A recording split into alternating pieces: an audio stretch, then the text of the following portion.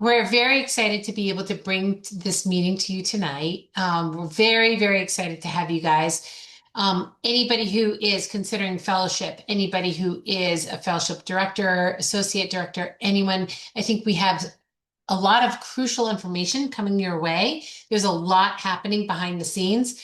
And so we're just very excited to have this meeting. And also, as an aside from the AMSSM task force that was looking into the committees, the membership in general asked for more transparency. So we're opening more meetings up to you, the members, so that you have a better finger on the pulse and can understand what's happening. So we've decided that we would roll this out as soon as we could. The annual meeting was just recently, and we're excited to bring this to you tonight. So tonight we have two amazing speakers.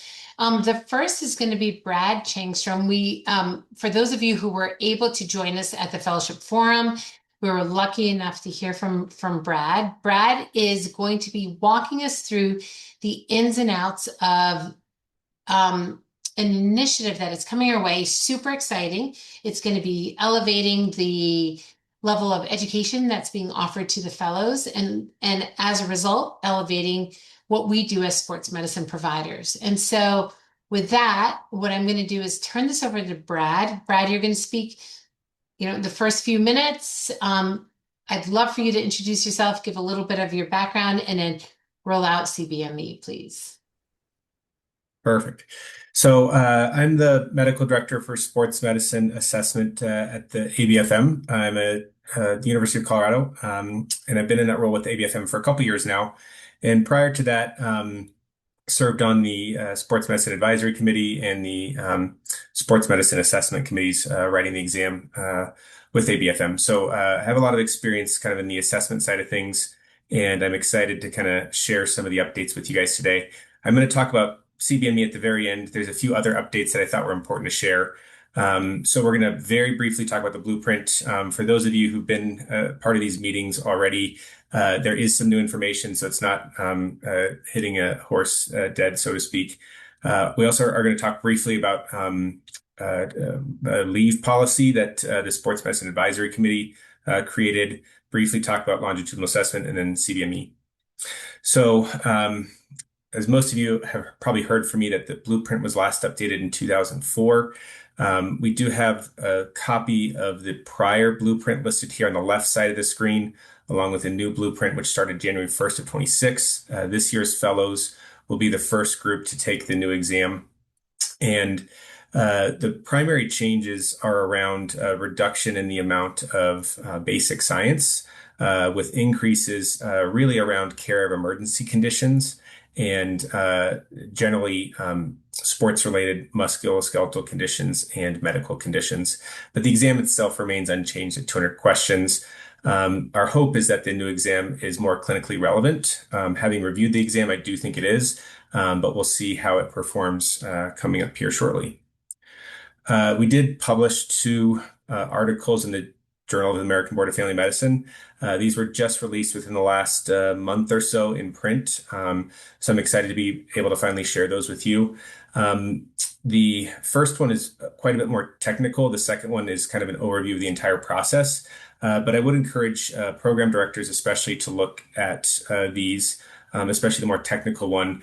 I included a copy of the initial part of Table 3 here, which I think is really relevant. This was the actual survey results that we took from a nationally representative sample of sports medicine providers. And what it's showing you here is a list of clinical activities. This Table 3 is actually about 4.5 pages long. So I just did the first page of this because otherwise I think it was going to take up too much space. But what it shows you is the frequency at which we as sports medicine providers do these specific clinical activities. These are not necessarily a direct number of days or sessions or anything like that, or visits. It's a weighted score. So this is really just a list in order of the things that we do most commonly. And so it's kind of interesting to see that the thing that we do the most in sports medicine is to promote physical activity. But where I think it's relevant to fellowship directors is you could look at this list and develop curriculum based off of this list. It might be worth cross-checking what you currently have to make sure that you don't have any gaps in your curriculum. So I hope that's relevant to people. It took a while to get published, but I appreciate you guys being patient with that process. And that's kind of most of what I need to say about the blueprint itself. We are also now undergoing a standard setting process for the exam. So if you receive an email about it, please consider filling this out. It's a survey that's conducted every few years using existing questions from the exam, where we ask people to provide input on the difficulty of the question from their perspective. Basically, how many people should get this question right or wrong to meet the bare minimum passing standard for sports medicine. So it's really a statistical or psychometric validation for this. I do see some chat stuff. If people are okay with this, I may take it at the end. It looks like maybe it's just Andy sending a link to that stuff. So again, this email just came out last week.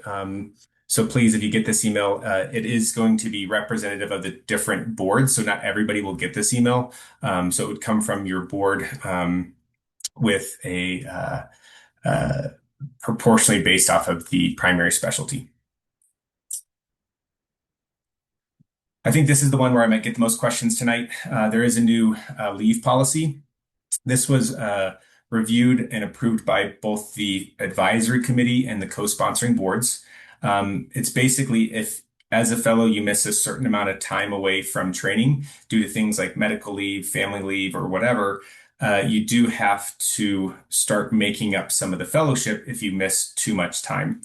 This will not override any individual institutional policies that might differ, or the clinical competency committee's assessment of readiness for promotion. So if your clinical competency committee says, well, you've made up all the time that you've missed, but you're not competent to pass or to be a sports medicine physician, you might have to make up additional time beyond that. But it really, we felt like it was important to provide this because it might help program directors get support from people like hospital systems to provide funding for fellows if they need to extend their training. And so I think the controversial part of it might be that we could not come to a consensus amongst the co-sponsoring boards about how much time that should be. The initial proposal from the advisory committee was 7 weeks. That was moved down to 6 weeks, which is still in line with the ACGME. So we really wanted to have consensus with what the ACGME was saying so it wouldn't create additional confusion for programs. However, pediatrics said it was 6 weeks away, or sorry, 4 weeks for pediatrics, because that for them was more consistent with their other pediatric subspecialties. So if you have additionally beyond those timeframes, you will need to make up that gap in time. So we provided 2 examples here. So if you live in emergency medicine, family medicine, internal medicine, and PM&R, if you had 3 weeks of paid time off, 6 weeks of parental leave, that's 9 weeks cumulatively. That would exceed the 6-week fellowship, and you would need to make up the 3 weeks to close that gap. Pediatrics, that same 9 weeks, you'd have to have an additional 5 weeks to close that gap. So I know that's a difference between the different boards, but that's what the policy as it is now. This may change over time as we move towards a CBME or competency-based medical education model. Next up, sports medicine longitudinal assessment. I won't spend a ton of time here because I think most people are aware of this, but starting January 1st, 2027, we're opening up the longitudinal assessment. It'll be 68 questions per year or 17 per quarter. The notifications will go out in the fall of 2026 here. And it will only be available for those who are due to recertify in 2027. This is not for initial certification. If you're taking your initial certification, you will still need to do that in a traditional closed book exam. I think that covers a lot of the same things. I'm happy to spend more time on that. There is a QR code at the bottom if you want more that will link you to the website that describes this in more detail. Again, I've reviewed this at AMSSM previously. I just wanted to provide the QR code mostly and make it available for questions if people had those. So finally, competency-based medical education is a concept that's been around for a while, but is really taking hold with the ABMS specialties. And what we've seen within the sports medicine fellowship programs is that over the last 10 to 15 years, there's been a massive explosion in the number of sports medicine programs with a lot of heterogeneity across those programs. And so the goal here is to create framework that programs can use to certify fellows based off of competency rather than our traditional time-based model, which kind of gets back to this idea of, well, how much leave can somebody take before they have to start making up time? If the fellows are competent, they should be eligible to graduate, essentially.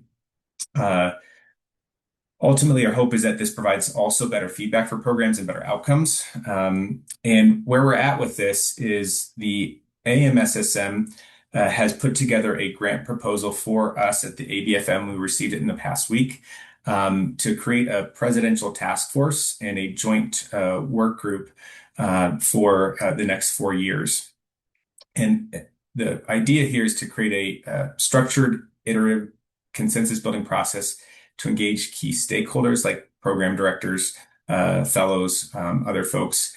And our hope is to develop entrustable professional activities. These are units of clinical practice that really reflect our practice as sports medicine physicians, but also create consensus and ownership across fellowship programs with these. Sometime in the late summer or early fall, we hope to have a town hall where we introduce the rationale in more detail for this and draft more framework for these entrustable professional activities while getting feedback on these. Then do more structured polling and discussion in a second town hall where we're refining with the goal of refining EPAs and getting consensus amongst those. And then in 2027 at the AMSSM meeting, having a summit to really start to disseminate EPAs and develop implementation concepts and faculty development. So our goal here is a lot of collaboration with wonderful folks like you on this phone call here. And so we'll need your help ultimately. We still have to put together a finalized plan. The proposal from AMSSM to us included a budget that has to be reviewed. So I can't really confirm anything on that quite yet, unfortunately, but it gives you a rough idea of what we're hoping to accomplish as a group between both AMSSM and ABFM. This is a brief timeline of things. I don't want to spend too much time on this. I've presented this before because I want to give time for questions, but it gives you an idea that this is a several-year process. But the EPAs are going to be the front end of the process, and then more faculty development, development of assessment tools will come further on the back end before pilot programs in a couple of years. So kind of summary here, if you want updates, there's a QR code where we can kind of provide updates as well. And that's it from the stuff I had to say. I know I kind of buzzed through things quickly. So I am happy to take any questions that people have about any of those things. Any questions, anybody? Brad, I think you did such a good job that people are just either dumbfounded by your amazing information or it's percolating Sorry, in. talk too fast. No, it's great. I would say that if you do have questions, I do know that Brad has another location to go to, so he's probably going to be signing off relatively soon. But if you do, please put them in the chat and we will be able to grab them and we will be posting them onto Collaborate after this, including a link to this video afterwards. Heather asked when the leave policy takes effect. It does not apply to the class who is going to graduate in the next few weeks, but will be applicable for next year's class. So the ones who would graduate in 2027. And Brad, to piggyback off of that, there's no implication as to whether that leave is terminal, like at the beginning or at the very end of fellowship. Like when people would have to make up time or? No, when their time is taken off. So if somebody is beginning already at a delay, does that change anything with the policy? There's 52 weeks in a year, correct? Yeah. So if you're pediatrics and you miss 4 weeks, you have Yeah. to have a total of 48 weeks of training. If you are one of the other specialties, it's a total of 46 weeks of training. Okay. Time for things like conferences does not count as part of that. So educational things, but things like medical leave, family leave would. All right. The question from Michael Donworth. Can you still take the exam in 2025 for 10-year cycle? Oh, great question. I knew someone was going to ask something like this. I can't remember if the 10-year ends this year or next year. I will have to get back to you on that, Michael. I apologize. I should know the answer to that, but I don't off the top of my head. Yeah. Is there an email or something I can get to you at? Again, we can put this out on Collaborate because I think that's an important question for all of us to know. But Sure. Michael, if you put your email, I can get that to Brad. There's also a decent chance that that QR code that has the link to the longitudinal assessment might have some of that information on there. Very good. Well, thank you, Brad. Yeah, And thanks everyone. I appreciate the chance to present here and feel free to reach out. And happy to try to answer questions as I can. Okay. wonderful. All right. Thank Thanks, you. guys. Yep. Have a good night. See ya. Right. I'm Melissa Novak-Ott, and I am the other co-chair of the Fellowship Committee meeting. And I want to introduce next Cynthia Hutchinson. She's from the AAMC and will be speaking to us on signaling. Hello, hello. Can you guys hear me today? Yes. Amazing. Hi, everybody. Thank you for having me. I will begin to share my screen as well, hopefully. And I do want to apologize if you hear squeaking in the back. I have a Siberian Husky, and it is his witching hour. I did give him peanut butter, but he has run through that. So here we are. All right, I am here to talk about program signaling for sports medicine at very exciting times for everyone starting in July. Um, my name is Cynthia Hutchinson again. I'm a principal engagement strategist here at the AAMC. Prior to that, I worked in GME for the last 15 years in various roles from clerkship coordinator to residency coordinator to director of graduate medical education for sponsoring institutions with programs across 15 states. And one of my favorite former lives was as an academic medicine consultant, where I worked with many brilliant physician leaders to establish over 3,000 new residency and fellowship positions nationally. So it is a pleasure to be here tonight and a pleasure to continue to serve the academic medicine community. I'm going to speak quickly on program signals and their utility during selection to interview, and then just sum up with some resources and webinars. AMC has been going wild with live and recorded webinars, so I will share some QR codes for those as we conclude this conversation. So, getting started with program signals. Sorry, I was checking the chat. Let's get started first off with just some definitions. What are program signals? They were actually a tool that was first proposed in 2017 for the ENT match and then implemented in 2020 as an intervention for applicants over applying to a few specialties. The intention of the pilot with those 4 specialties was to provide applicants and programs a way to identify true interest at time of application, therefore cutting down on the number of applications purchased by applicants and received and having to be reviewed by programs. The AAMC embraced program signaling in the 2022 cycle, starting with those 4 specialties, and it subsequently expanded the following year to 16 specialties. As of today, there are over 50 specialties participating in program signals for the 2027 season. Each of those 50 specialties have identified a goal for implementing program signals. Sometimes it's to reduce applications. Sometimes it's to provide greater equity amongst applicants that are truly interested in a given program. And based on a specialty's specific needs, the number of program signals that applicants receive for a given specialty are locked in early spring of each year. So AMSSM met earlier this year and decided on a number, which we'll talk about later today. That's where we are as of now, and that's why I'm here.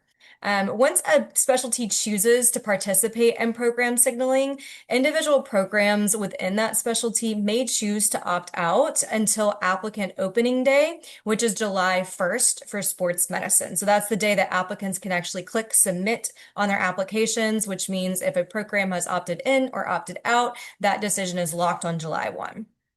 And we'll get into why that is in just a little bit. There are 3 different program signal strategies within ARIS to choose from. In each, there's a range of total numbers of signals. Small number of signals is generally 3 to 7 signals for a specialty. A large volume of signals is 15 to 30 for a given specialty. And there's also a color-coded 2-tier strategy as well that blends small and large signal strategies together, with gold acting as a small signal and then silver acting kind of like the large. When meeting with the AAMC's research and development and ARIS teams, the goal is to find that sweet spot between the total number of programs that may participate in signaling in a given specialty and the average number of applications sent by applicants to programs, with the value signals may add for program and applicants. So we're weighing a lot of different things in order to make a decision on which strategy and then what number of signals to choose. At the AAMC, our recommendation is to keep it proportional so that the number of signals is less than 10% of the average number of applications submitted, and then less than 5% of the programs in the specialty. When following the rule of this proportionality, the AAMC generally recommends a small number of signals for specialties. All right, so what did AMSSM choose? For the current recruitment season, sports medicine has selected 3 signals which is the small signal strategy for this year. So applicants to any type of sports medicine fellowship will receive those 3 program signals to use, so they can signal up to 3 sports programs when they submit applications. Well, that's interesting, Sin. So how does that work? Great question. Well, this is actually the first time we've had to do this with a discipline that had a core program like EMFM, PEDS, or PM&R. So what we ended up having to do in order for the 4 different sports medicine specialties to share signals is to merge them just in ARIS, not in ACGME, just in ARIS, into one specialty. So if you go on the ARIS specialty information page, instead of seeing the 4 sports medicine listings on the left side of this slide, you're actually just going to see the one sports medicine listing. If you click that, then you'll see all of the programs, regardless of the specialty type, in that list. And then you can click further in to go look at their websites, et cetera, et cetera. So for programs, that's no change to them. It doesn't really change anything. For applicants, all that means that instead of clicking between the 4 specialty headers, now they just have one beautiful list in the ARIS directory, but also in their My ARIS application platform as well. So it actually makes it a little bit easier to see. And just note that the specialty type, emergency medicine, FM, et cetera, as well as the ACGME IDs, those remain visible in the program header. So an applicant can distinguish between it being an EM-based sports program or a PM&R-based sports program. And you'll see some examples as we go through the next few slides. So now that the season has started, programs were automatically opted in to receiving program signals when they registered as participating in ARIS. And as of today, nearly every sports medicine program is registered. There's only like a handful. There's 27 unregistered programs, and they're getting our emails, I assure you, to get those registrations in. So if you're a program on here and you're excited to use program signals, you are good to go. Your job is done if you're registered as participating in ARIS. If you do not want to use program signals as a program, then you would want to log into the PDWS, navigate to the program management tab, select your program, and then just toggle the radio button that you see here on the screen over to no, and then you won't be participating in program signals. So programs can change that participation status from yes to no up until next week on July 1st. Again, that's applicant opening day. So we are locking in your opt-in or opt-out decisions on that day. And we do this so applicants' program signals are not wasted. So they can think about their signal strategy, they can lock it in, and once they apply, they know that the program has opted into receiving those signals and that they will be considered as part of their application. And if there's anybody curious, there are only 5 sports medicine fellowships that have opted out of receiving signals to date. All right. On the applicant side, how do applicants apply program signals when they are submitting their application? That is what this slide shows. We instruct applicants to signal any program that they have a genuine interest in, including home and away rotation programs. And when they're in the MyAris application, they go in, they search for programs, and they start saving programs that they're interested into applying to. And that's what you're seeing here on this screen. And then it's very, very simple. They just click the little caret signal and they click assign signal, and that will change the column that says signaled yes or no over to yes.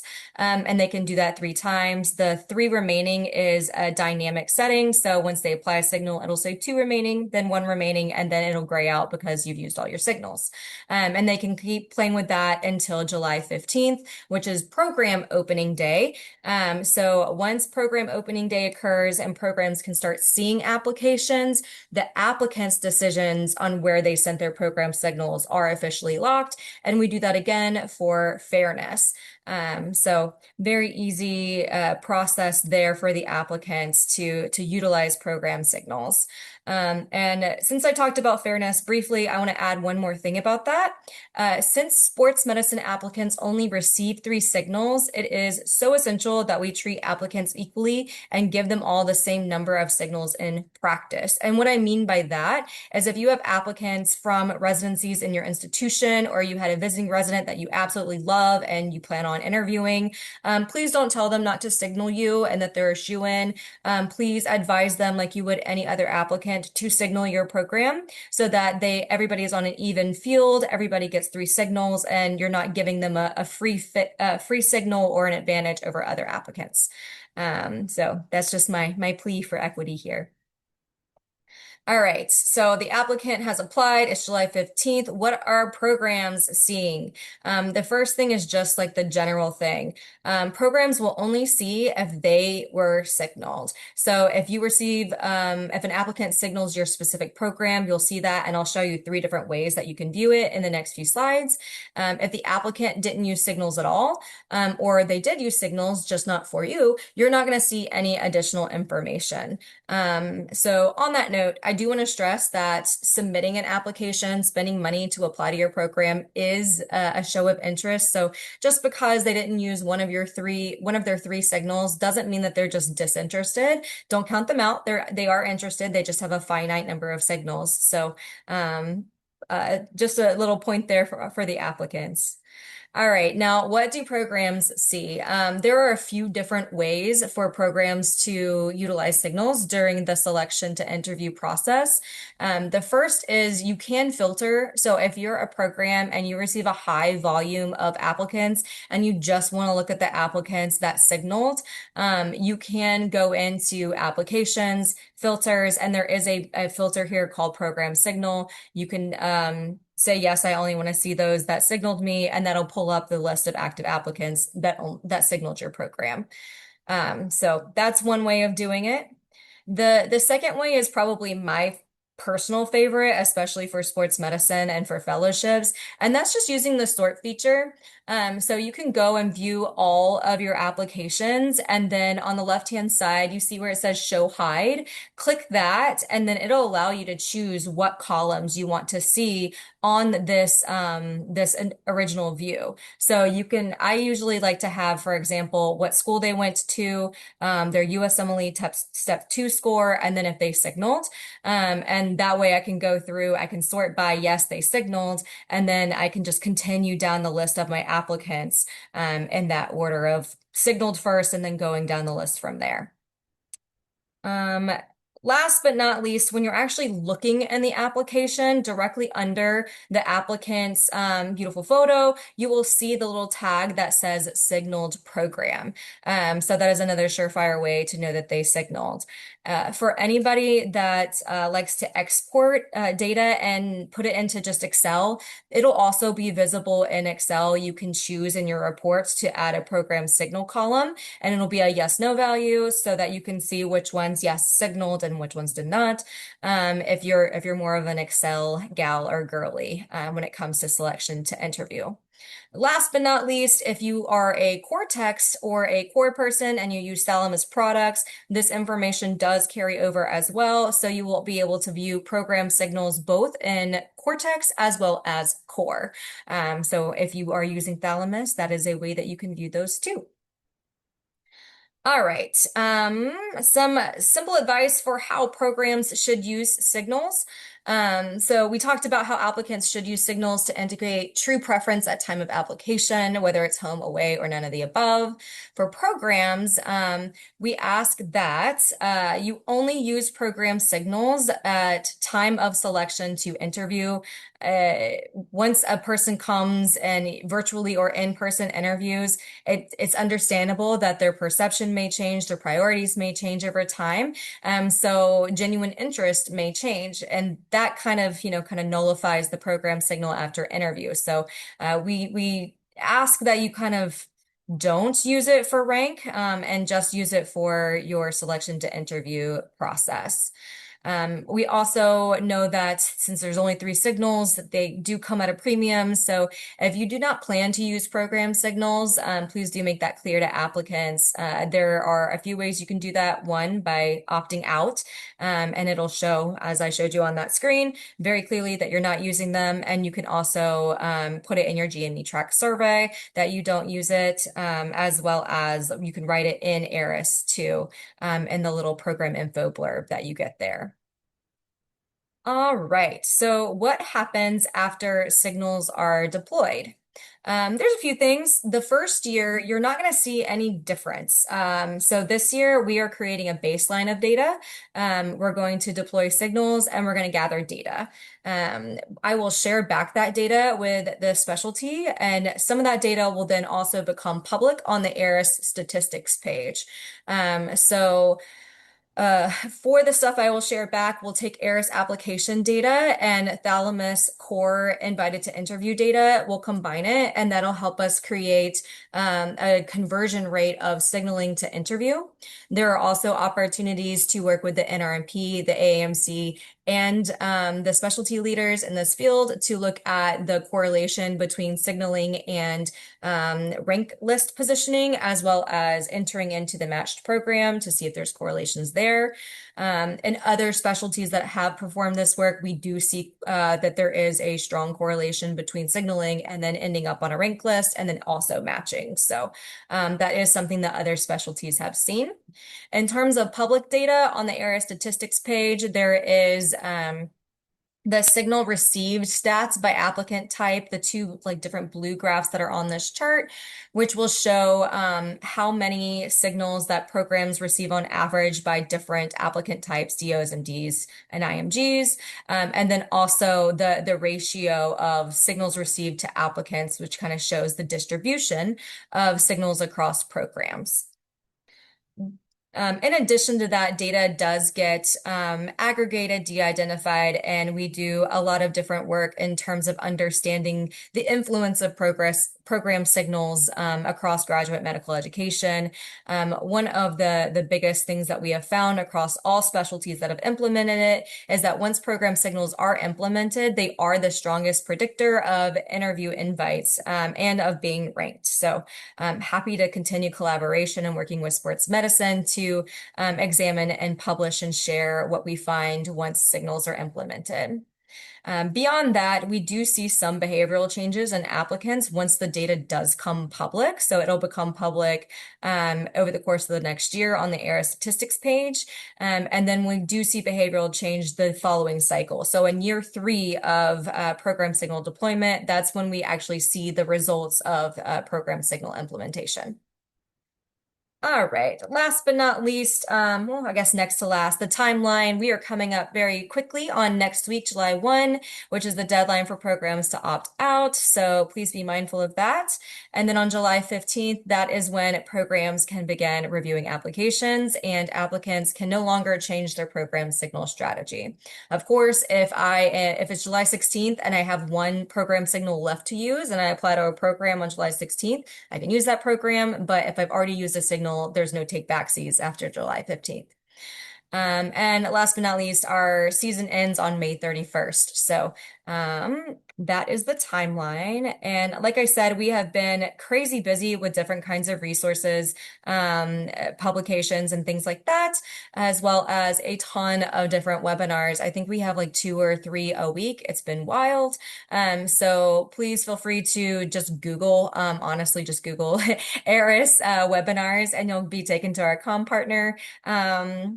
Website where you can watch lots of things. There's also a couple of really important changes that have occurred in the application itself. So I would highly encourage just on this, take a screenshot of this and watch the Introducing Scholarly Works webinar, and then also the Introduction to the AAMC Letter Writer Portal webinar, especially if you've been asked to write a bunch of fellows letters. Those two are pretty pivotal for this year. And that is all I have. Thank you so much, Cynthia. Appreciate that. Let's see. Do we have any questions? I see one from Heather Gillespie. Yes, signals are available and visible in Thalamus. Great question. And of course, please feel free to email me if you have any questions or just want some help setting things up. I am always happy to work individually with programs.